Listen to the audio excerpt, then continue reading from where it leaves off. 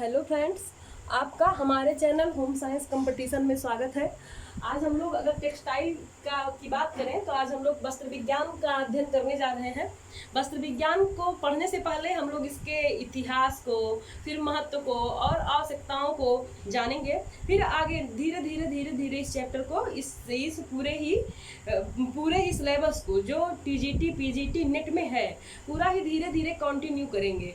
आप जितना भी आज हम पढ़ाने जा रहे हैं फ्रेंड्स, आप ये आज जितना आप पढ़िएगा इसके क्वेश्चन को आप अंशाल में सर्च करिएगा, आपको यहाँ से क्वेश्चन जरूर मिलेंगे। तो उम्मीद है कि जो है आपको ये समझ में आएगा। तो हम बात करें आगे वस्त्र विज्ञान की, तो वस्त्र विज्ञान की उत्पत्ति कहाँ से हुई है?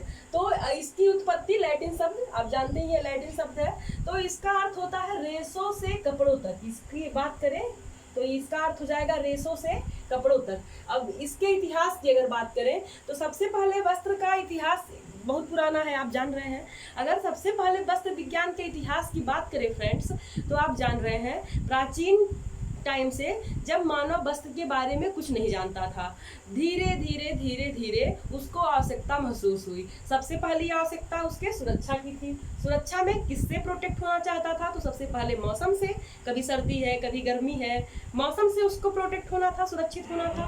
दूसरा कंडीशन जानवर से था, जानवर से सुरक्षा चाहिए था। तो मौसम से सुरक्षा के लिए उसने सबसे पहले पेड़ों की छाल, पत्ते और जानवरों की खाल का यूज करना शुरू कर दिया। और इसी तरह मौसम और जानवरों से सुरक्षा के बाद ये वस्त्र विज्ञान की उत्पत्ति हुई फ्रेंड्स। वस्त्र विज्ञान की उत्पत्ति ही इसी से हुई। वस्त्र विज्ञान की उत्पत्ति फ्रेंड्स मौसम और सुरक्षा से बचाव के लिए हुई, जिसे हम कहते हैं सुरक्षात्मक दृष्टिकोण। मौसम और जानवर से सुरक्षा के लिए वस्त्र विज्ञान की उत्पत्ति हुई, कह सकते हैं उत्पत्ति हुई। ये शब्द आप ध्यान रखिएगा। अब इसके बाद अगर बहुत ज्यादा हिस्ट्री जानने की आवश्यकता नहीं है, हम लोग शॉर्टकट ही पढ़ते जाएंगे जो हमारे एग्जाम के पॉइंट ऑफ व्यू से इम्पोर्टेंट है। तो हम अगर देखेंगे इसकी अवस्थाओं की, वस्त्र, अब इतिहास तो जान ही गए आप। पहले आप जान रहे हैं मानव शिकार करता था, उसको वस्त्र की आवश्यकताएं नहीं थी।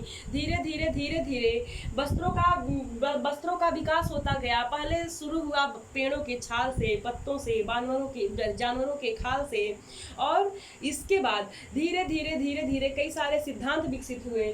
सुरक्षा के लिए वस्त्र का प्रयोग किया जाने लगा। उसके बाद उसको लज्जा के लिए, मतलब उसको शर्म लगने लगी कि कुछ अंग ढके ही होने चाहिए, तो इसको हम कहते हैं लज्जा का सिद्धांत, यानी शर्म की वजह से वस्त्र का प्रयोग किया जाने लगा। उसके बाद जो है हम लोगों ने प्रोटेक्शन के लिए भी वस्त्र का यूज किया। फिर लज्जाहीनता का सिद्धांत इसके कह सकते हैं। फिर इसके बाद जो है सजावट और आकर्षण के लिए, अगर आज की बात करें फ्रेंड्स, तो आज हम लोग वस्त्र का यूज फैशन के लिए ज़्यादातर करते हैं। हम लोगों को अच्छे कपड़े चाहिए। कपड़े तो हमारे पास बहुत होते हैं, लेकिन हमको अच्छे कपड़े अलग अलग टाइम के अकॉर्डिंग चाहिए। हमारा टेक्सटाइल भी हमको बताता है कि किस अवसर पे कैसे कपड़े पहने जाएं। अगर उस अवसर पे हम लोग वैसे कपड़े नहीं पहनते हैं तो कहा जा सकता है कि वस्त्र की ठीक से जानकारी नहीं है। उस व्यक्ति को कहीं ना कहीं कह दिया जाता है कि व्यक्ति उतना जानकार नहीं है कपड़ों के मामले में, उसको ड्रेसिंग सेंस नहीं है। तो धीरे धीरे इसी तरह वस्त्र का विज्ञान विकसित होता चला गया। तो सबसे पहले अगर हम बात करेंगे वस्त्र विज्ञान की अवस्थाओं की, तो वस्त्र विज्ञान की अवस्थाओं में 5 अवस्थाएं हैं फ्रेंड्स। ये 5 अवस्थाएं आप इसको याद रखेंगे। इसमें पहला आएगा नग्न अवस्था, जिसे कहते हैं नेक्ड स्टेज। नेक्ड स्टेज में फ्रेंड क्या आ जाएगा? ये केवल सुरक्षा हेतु पत्तों की छाल का यूज किया जाता था। जब पहले व्यक्ति जब कपड़े नहीं पहनते थे, ये नग्न अवस्था थी। अब इसमें सुरक्षा की आवश्यकता महसूस हुई, तो इसमें केवल सुरक्षा हेतु पत्तों की छाल,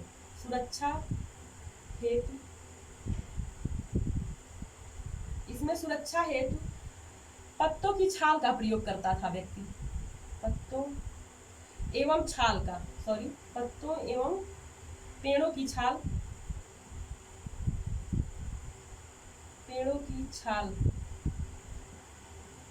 इस स्टेज में जो नेक्ड स्टेज है यानी नग्न अवस्था है, इसमें सुरक्षा हेतु पत्तों एवं पेड़ों की छाल का यूज किया जाता था।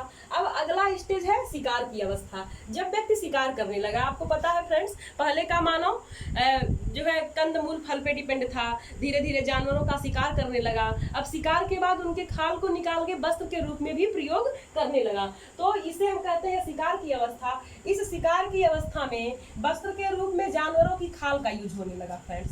बस इसमें आप समझ गए होंगे, सुरक्षा हेतु पत्तों एवं पेड़ों की छाल का यूज हो रहा था। अब यहाँ हम लिख सकते हैं, क्या लिख सकते हैं, जानवरों की खाल, जो जानवर थे, जानवर की खाल, या जानवरों कह सकते हैं, जानवरों की खाल का यूज,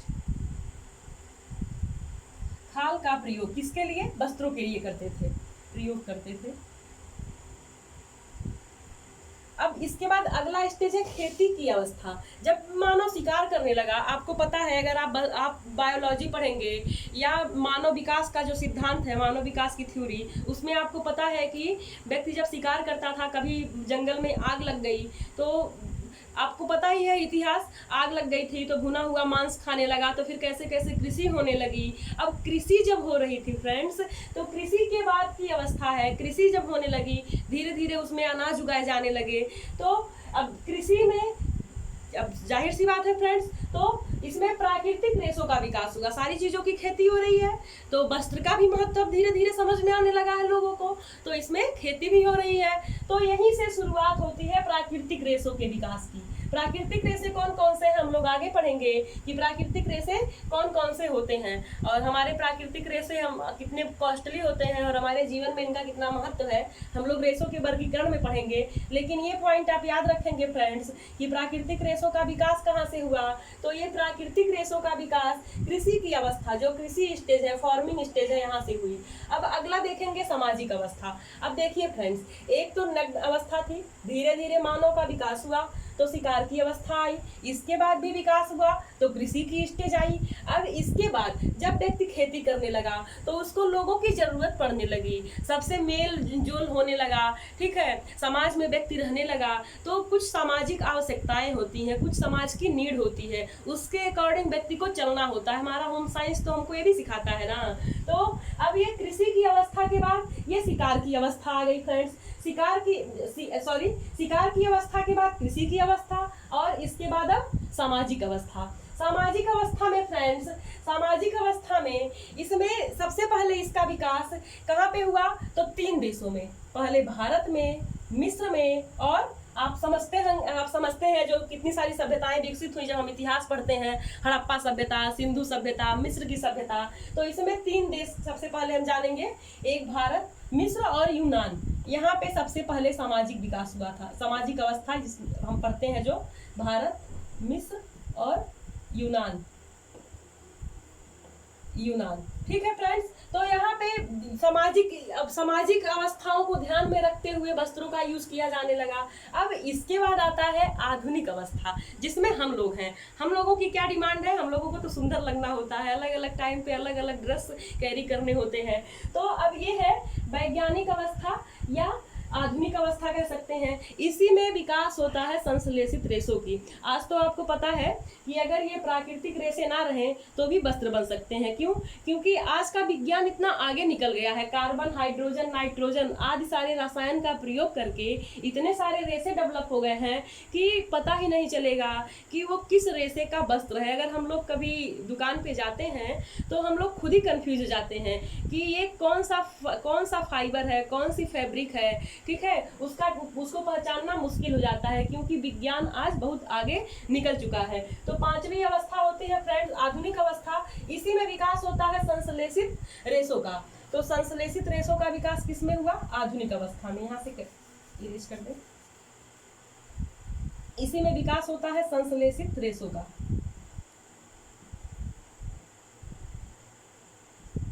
संश्लेषित रेशों का विकास।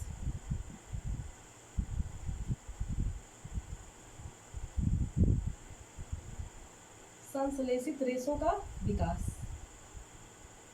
इसी अवस्था में हुआ, आधुनिक या वैज्ञानिक अवस्था में। अब आप जानते हैं फ्रेंड्स, जब हम लोग रेसे पढ़ेंगे तो आप देख पाएंगे कि कौन कौन से रेसे हैं, कौन से रेसे प्रचलन में हैं हमारे, कौन से बहुत लोकप्रिय रेसे हैं।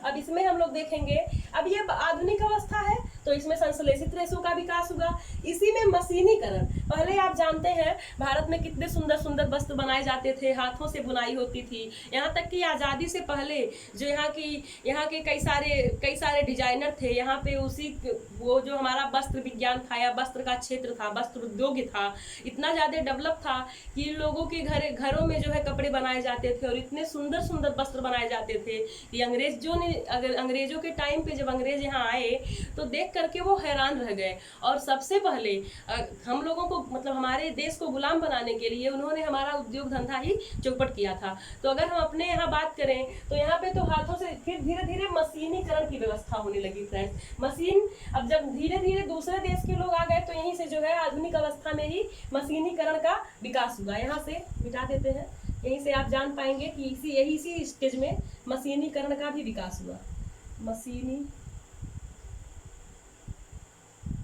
मशीनीकरण का विकास,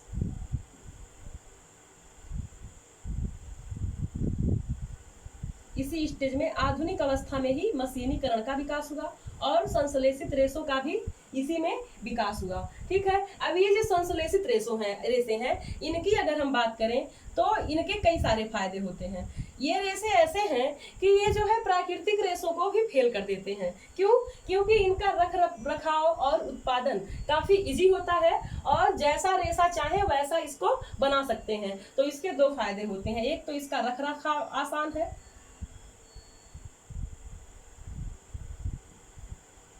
और दूसरे इसका उत्पादन जितना चाहे उतना कर सकते हैं, जैसा रेशा प्राप्त करना चाहे वैसा कर सकते हैं। तो इसका उत्पादन भी बहुत किया जा सकता है और रखरखाव भी काफी आसान होता है, इसलिए ये काफी लोकप्रिय रेशा होता है। अब अगर हम लोग बात करें वस्त्र विज्ञान के महत्व का, वस्त्रों का महत्व या वस्त्र विज्ञान का महत्व एक ही बात है। तो सबसे पहले अगर हम बात करें वस्त्र विज्ञान के महत्व का तो हम देखेंगे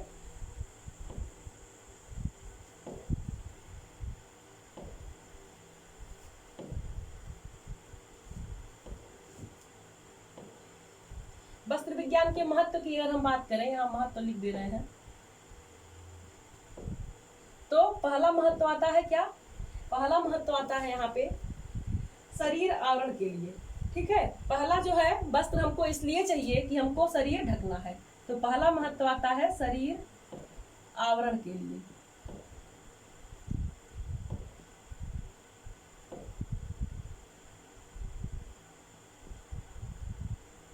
सबसे महत्वपूर्ण है शरीर आवरण के लिए। अलग अलग टाइम के मौसम में हमको वस्त्र चाहिए होता है, अलग अलग फेस्टिवल में, अलग अलग टाइम पीरियड में हमको अलग अलग टाइप का वस्त्र चाहिए होता है फ्रेंड्स।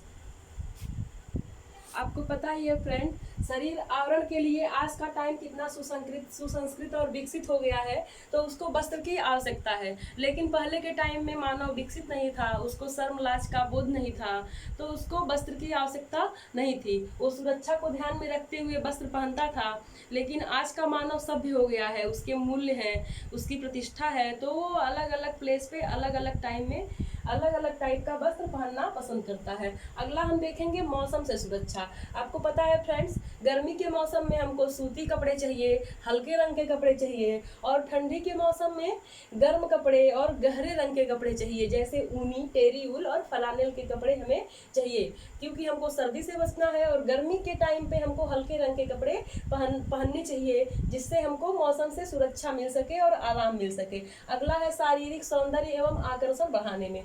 तो ये तो बताना ही नहीं है, खासकर लड़कियों को और होम साइंस की लड़कियों को, कि हम लोग किस तरह से शॉपिंग कर लेते हैं। वस्त्रों का चुनाव चैप्टर भी हमारे में है, तो लड़कियां पढ़ती ही हैं, जो है उसका जो है अपने भावी जीवन में यूज भी करती हैं। और बिना पढ़े भी महिलाओं को तो इतना गुण होता ही है कि दुकान पे जा करके किस तरह का कपड़ा पसंद करें और कैसे उसका दाम कम करवा के ले आए। खुले मार्केट से भी कपड़ा खरीदने का अच्छा अनुभव महिलाओं के पास होता ही है, तो ये पॉइंट तो समझाना ही नहीं है। फिर भी शारीरिक सौंदर्य एवं आकर्षण बढ़ाने में, तो शारीरिक सौंदर्य, और जब आपको पता है जब हम अच्छे कपड़े पहनते हैं तो अच्छे दिखने लग जाते हैं, और हमको अब जैसा दिखना होता है, जैसे शादी के टाइम पे हमको अलग टाइप का लुक चाहिए, और कहीं अलग टाइप के प्लेस पे जा रहे हैं, मार्केट में जा रहे हैं तो अलग टाइप का ड्रेस चाहिए, घर में है तो हमको अलग तरह का ड्रेस चाहिए। तो इसीलिए हमको शारीरिक सौंदर्य एवं आकर्षण बढ़ाने में कपड़े की आवश्यकता पड़ती है, और इसका हमारे जीवन में महत्वपूर्ण योगदान होता है। फिर है व्यक्तित्व निर्माण में, जिस तरह का कपड़ा हम पहनते हैं हमारा व्यक्तित्व ऐसा ही दिखता है। अगर आप इस तरह से लें, जिस प्रोफेशन में व्यक्ति होता है, अगर उस तरह का कपड़े से देख करके हम लोग जान जाते हैं कि व्यक्ति किस फील्ड से है, उसका व्यक्तित्व कैसा है। जैसे अगर डॉक्टर को देखेंगे तो उसके ड्रेस से पहचान जाएंगे, वकील को देखेंगे तो उसके ड्रेस से पहचान जाएंगे, एक टीचर को देखेंगे, उसका कोई ड्रेसिंग कोड अगर नहीं भी है तो भी हम लोग उसके हाव भाव और उसके पहनाव से भी समझ जाते हैं कि ये किस प्रोफेशन का व्यक्ति है। तो ये जो ड्रेस है ये हमारे व्यक्तित्व का निर्माण करता है, हमको जैसा दिखना है वैसा ही दिखने में हमारी ये मदद करता है। फिर है गृह सज्जा एवं सजावट के लिए। आपको पता है फ्रेंड्स, हमारे घरों में चद्दर, तकिया, चद्दर के कवर मतलब चद्दर चाहिए, और वो तकिया और पर्दे और जितने भी है सजावट के उपकरण, सबके लिए गृह सज्जा के लिए कपड़े की आवश्यकता पड़ती ही है। हम लोग जाके खरीद के ले आते हैं, कारपेट है, कालीन है, चद्दर है, तो अलग अलग टाइप के कपड़े हमारे घर के सजावट में महत्वपूर्ण योगदान देते हैं। और अगला है औद्योगिक उपयोग में। औद्योगिक उपयोग में फ्रेंड्स आप जानते हैं कि कपड़ों से जो है विभिन्न प्रकार के उद्योगों में ये यूज होता है, जैसे बेल्ट, टेप, पैरासूट, फर्श आवरण, मोटर गाड़ी, टायर, ध्वनि और अवशोषित पैड, ये सब वस्त्र में उपयोग होता है। और ये मोटर गाड़ी की गद्दी, सीट आदि फोम आदि तरह की सिंथेटिक रुई भरे जाते हैं तथा ऊपर से डिजाइनों को निर्मित किया जाता है। इससे हम जान सकते हैं कि वस्त्र उद्योग में कपड़ा किस तरह भूमिका निभा रहा है। जैसे कि आप गाड़ी में देखते हैं, उसका जो सीट बनाया जाता है, अलग अलग टाइप के रेशों का यूज किया जाता है। अगला है पहचान के रूप में। पहचान के रूप में भी वस्त्रों का प्रयोग किया जाता है। फिर अगला है कार्य क्षमता बढ़ाने में। कार्य क्षमता वस्त्र कैसे बढ़ाएगा? अगर गर्मी का मौसम है तो हमको गर्मी वाले हल्के कपड़े चाहिए, अगर हम किचन में काम कर रहे हैं तो हमको किचन में पहनने लायक कपड़ा चाहिए, अगर हम बाहर जा रहे हैं तो हमको उस तरह का कपड़ा चाहिए जिससे कि हमारा आत्मविश्वास बढ़ सके। जब हम अच्छा कपड़ा पहनते हैं तो हमारे आत्मविश्वास में वृद्धि होती है। वहीं इसके विपरीत हमारे आत्मविश्वास में अगर कमी आ गई तो हम काम अच्छे से नहीं कर पाते हैं, काम में गुणवत्ता नहीं आ पाती है। फिर अगला है सामाजिक प्रतिष्ठा में। जब ये जो कपड़े हैं सामाजिक प्रतिष्ठा में भी महत्वपूर्ण भूमिका निभाते हैं। चाहे हमारा व्यक्तित्व निखारने में हो, जब हमारा व्यक्तित्व निखरता है तो हमसे लोग प्रभावित होते हैं। चाहे हमारे घर की साज सज्जा में, जब हमारा घर डेकोरेट होता है, आने वाले अतिथि हमारे घर में आके खुश हो जाते हैं, और हमको देख करके, हमारा व्यक्तित्व देख करके भी उनके मन पर अच्छा प्रभाव पड़ता है। फिर अगला है मनोवैज्ञानिक सुरक्षा से। ये हमारा मानसिक सुरक्षा भी करता है। जब हम कहीं भी जा रहे हो, जिस तरह का जो भी फंक्शन है, जहाँ भी हम जा रहे हैं, जो भी हम कार्य कर रहे हैं, अगर उस टाइप का हम ड्रेस पहनते हैं तो हमको आत्मसंतुष्टि मिलती है, एक कह सकते हैं मानसिक संतोष की प्राप्ति होती है। फिर है निस्तारण की सरलता। ये जो वस्त्रों का महत्व है आप देख चुके हैं। शरीर आवरण के लिए, मौसम से सुरक्षा के लिए, शारीरिक सौंदर्य एवं आकर्षण बढ़ाने के लिए, फिर है व्यक्तित्व निर्माण के लिए, गृह सज्जा एवं सजावट के लिए, फिर है उद्योग में भी यूज होता है, फिर पहचान के रूप में और कार्य क्षमता बढ़ाने में, और फिर क्या है सामाजिक प्रतिष्ठा में, फिर है मनोवैज्ञानिक सुरक्षा में। ठीक है फ्रेंड्स, ये सब तो वस्त्रों का महत्व हो गया। हमने देखा वस्त्र विज्ञान की उत्पत्ति लैटिन शब्द से हुई है, जिसका अर्थ होता है रेशों से कपड़ों तक। ठीक, मतलब रेशों से इसका जो भी हम पाते हैं, मान लीजिए अगर कपास की बात करें तो रुई से उसे किस तरह रेशे मिलते हैं, रेशों से जो है किस तरह कपड़े का निर्माण होता है, उसमें 4 प्रोसेस होते हैं। और उसके बाद इसके इतिहास की बात करें तो इतिहास हम जान रहे हैं कि कैसे विकसित हुआ धीरे धीरे। फिर इसके महत्व की बात करें। अब अगर हम कपड़ों के सिद्धांत की बात करें तो कपड़ों के 4 सिद्धांत होते हैं फ्रेंड्स, जो काफी इंपॉर्टेंट है एक नेट के लिए और पीजीटी के लिए। पीजीटी में भी, टीजीटी में भी क्वेश्चन देखने को मिला है। तो कपड़ों के सिद्धांत की हम बात कर लेते हैं फ्रेंड्स।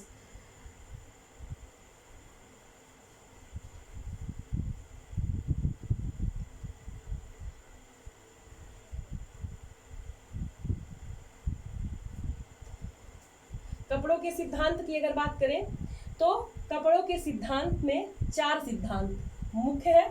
ये 4 सिद्धांत बहुत ही महत्वपूर्ण है फ्रेंड, अलग अलग टाइप के कंपटीशन में, यहाँ तक कि बीए में जो ऑब्जेक्टिव क्वेश्चन आते हैं वस्त्र विज्ञान में, बीए सेकेंड ईयर में, वहाँ भी क्वेश्चन देखने को मिल ही गए थे हमको। तो ये आप जान सकते हैं कि कितने इंपॉर्टेंट है। नेट में तो इसका सीक्वेंस दे देता है आगे पीछे लिख करके, और इसको हमको ठीक से लगाना होता है। तो पहला होता है लज्जाशील, जिसे कह सकते हैं मोडेस्टी, मोडेस्टी, मोडेस्ट्री है, इसको हम कह सकते हैं लज्जाशील।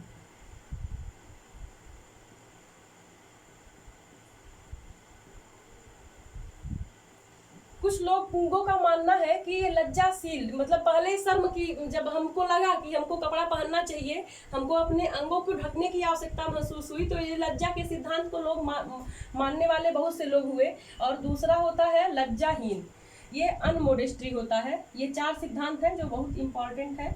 अनमोडेस्ट्री, ये लज्जाहीन,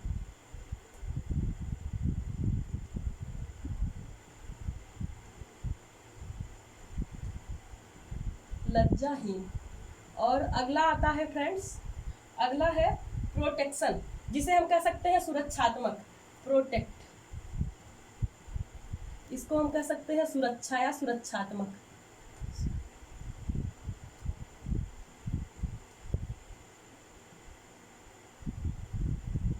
फिर अगला है डेकोरेटिव, जिसे हम कह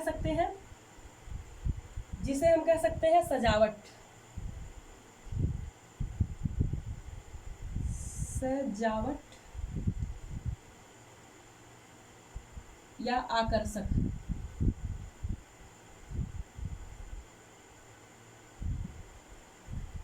अगर हम 5वीं अवस्थाओं की बात करें, अभी आप अवस्था देखे हैं तो आपको याद होगा, जो आधुनिक युग है इसमें इस शब्द को ज्यादा ही महत्व दिया जाता है, आकर्षक और सजावट को।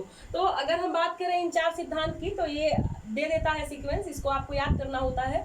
ये मोडेस्टी लज्जाशील का सिद्धांत, और अनमोडेस्ट्री लज्जाहीन, और प्रोटेक्टिव यानी सुरक्षात्मक, और डेकोरेटिव या सजावट या आकर्षक। इस सिद्धांत को मानने वाले बहुत कम लोग हैं फ्रेंड्स, इसको बहुत कम लोग मानते हैं। इस सिद्धांत की काफी आलोचना हुई, अनमोडेस्ट्री यानी लज्जाहीन की, और इसको मानने वाले बहुत ज्यादा संख्या है, बहुत ज्यादा लोग इस सिद्धांत को मानते हैं। तो ये भी क्वेश्चन पूछता है कि किस सिद्धांत की सबसे ज्यादा आलोचना हुई है, उसको लोग नहीं मानना चाहते हैं, तो वो होता है अनमोडेस्ट्री। और सबसे ज्यादा लोकप्रिय सिद्धांत कौन सा है, तो सजावट या आकर्षण का सिद्धांत है। तो ये तो फ्रेंड्स था बस वस्त्र विज्ञान का इतिहास। आगे हम लोग देखेंगे वस्त्रों का वर्गीकरण, ठीक है फ्रेंड्स, और इस पे हम लोग क्वेश्चन भी देखेंगे कि कैसे कैसे एग्जाम में क्वेश्चन आए। उम्मीद है फ्रेंड्स ये वीडियो आपको बहुत पसंद आएगा और यहाँ से आपको क्वेश्चन भी देखने को मिलेंगे। Thank you for watching.